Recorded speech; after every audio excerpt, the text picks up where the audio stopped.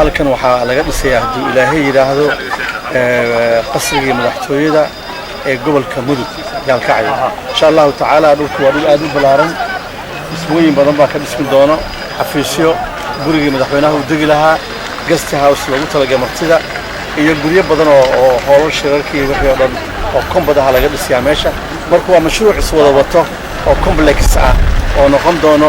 madaxtooyada gobolka Mudug insha Allahu tacaala maanta cabirkeedaan wadnaa sida ugu dhaqso badan oo ku bilaabayna hadda waa u jeedaan qalabkii lagu habeynayay ama lagu integraynayay madaxtooyadii madaxtooyo weyn sida injineerku uu sheegay wax badan isugu jira guriyihii deegaanka noloshii waaweynaa oo madaxtooyadu lahayd oo shirka guriyihii kale intaba marka aad baa waxaan ugu hambalyeynaa oo shaqadeeda saakay la bilaabay shaqadeedina ay aad u socotaa qasriga weynaa ee madaxtooyada gobolka Mudug aad baan ugu hambalyeynaa haddana waxay meesha aan taaganahay waa meeshii ay ka bilownaysay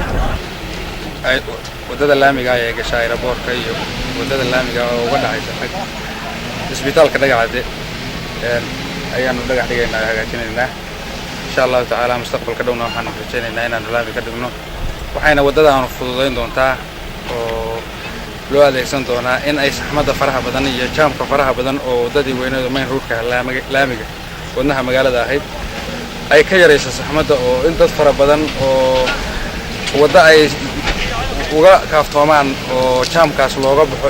aan awal hore u isticmaali jirin ay tan isticmaalaan waxaa maanta farxad weyn oo ah wado 2 kiiloomitir oo boqol ah in laga furo wadadii laamiga ahayd ee cusbaa ee airportka magaalada isku xireysay iyo wadada weyn oo main street-ka oo waxa weey laamiga ah oo dhagaxda kaga dhacaysa wadadaas waxaa la yiraahdaa magaceeda Eastern Bypass Road wadada fududeynaysa saxmadda xamuulka ee dhinaca bari ee magaalada waxaynu kal hore dhagax dhignay ama la dhameeyay wadadii galbeedka ahayd oo baabuurta xamuulka aan ugu talagalnay waxayna ka mid tahay qorshaha bilicda magaalada lagu horumarinayo